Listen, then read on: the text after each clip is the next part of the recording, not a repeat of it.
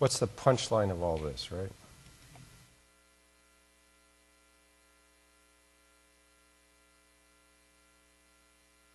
Here's the deal.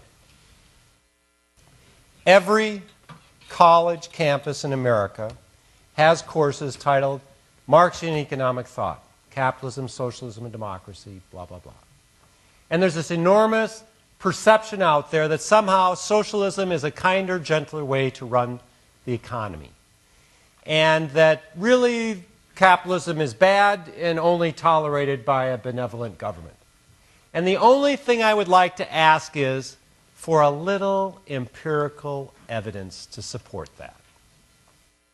The fact of the matter is that capitalism has been and is the firmest friend of the common man and woman across the world. And right now, it's at risk.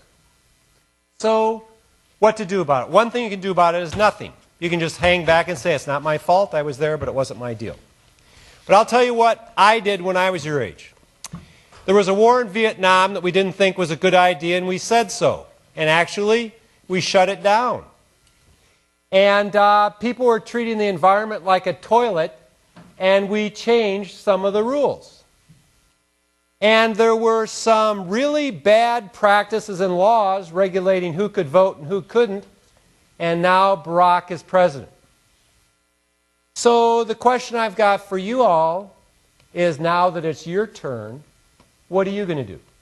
Are you going to sit around and complain while somebody else decides who your doctor is, who's going to pick your car, who's going to decide what the priorities are?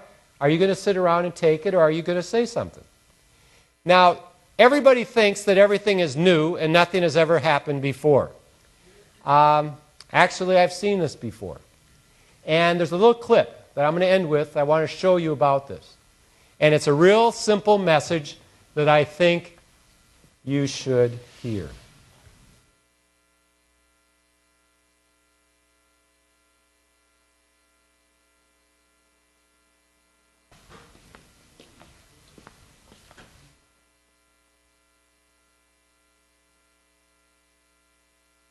How much time we got?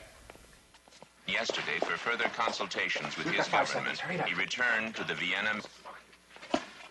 This is Bill Fletcher in Vienna. Take two, Q Howard. I don't have to tell you things are bad. Everybody knows things are bad. It's a depression. Everybody's out of work or scared of losing their job. The dollar buys a nickel's worth. Banks are going bust. Shopkeepers keep a gun under the counter. Punks are running wild in the street, and there's nobody anywhere who seems to know what to do, and there's no end to it. We know the air is unfit to breathe, and our food is unfit to eat. We sit watching our TVs while some local newscaster tells us that today we had 15 homicides and 63 violent crimes, as if that's the way it's supposed to be. We know things are bad, worse than bad. They're crazy. It's like everything everywhere is going crazy, so we don't go out anymore. We sit in the house, and slowly the world we're living in is getting smaller, and all we say is, please, at least leave us alone in our living rooms. Let me have my toaster and my TV and my steel-belted radios, and I won't say anything. Just leave us alone. Well, I'm not going to leave you alone. I want you to get mad. I don't want you to protest. I don't want you to riot. I don't want you to write to your congressman, because I wouldn't know what to tell you to write. I don't know what to do about the depression and the inflation and the Russians and the crime in the street. All I know is that first, you've got to get mad. You've got to say, I'm a human being. God damn it. My life has value. So, I want you to get up now. I want all of you to get up out of your chairs. I want you to get up right now and go to the window, open it, and stick your head out and yell, I'm as mad as hell, and I'm not going to take this anymore. I want you to get up right now. Get up, go to your windows, open them, and stick your head out and yell, I'm as mad as hell, and I'm not going to take this anymore. Things have got to change. How many stations does this go out? You've got to get mad. 67. I know it goes to Louisville and Atlanta. I'm not going to take this anymore. Then we'll figure out what to do about the depression and the inflation and the oil crisis. But first, get up out of your chairs, open the window, stick your head out and yell, and say, I'm as mad as hell, and I'm not going to take this anymore. Who are you talking to, Herb? CGG, Atlanta. Are they yelling in Atlanta here?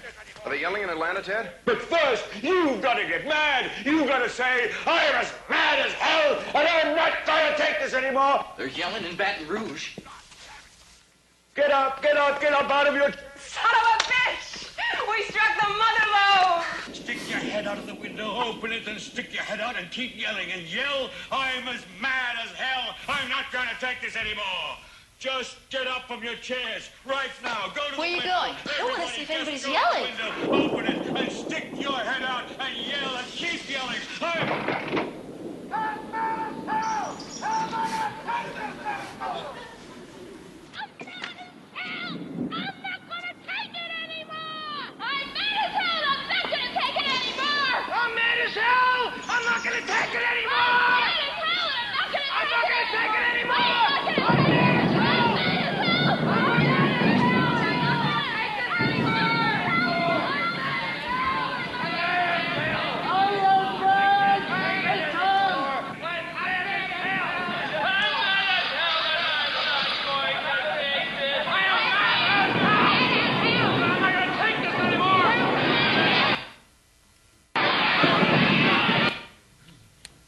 Now, before we quit,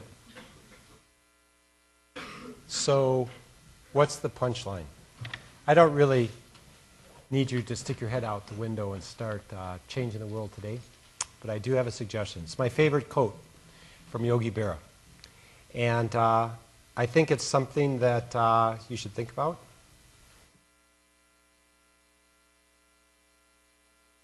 It's really true. If the world were perfect, how would you know, right? So I don't expect that you and I can make the world perfect, but I hope we could make it a little better. Thanks, everybody.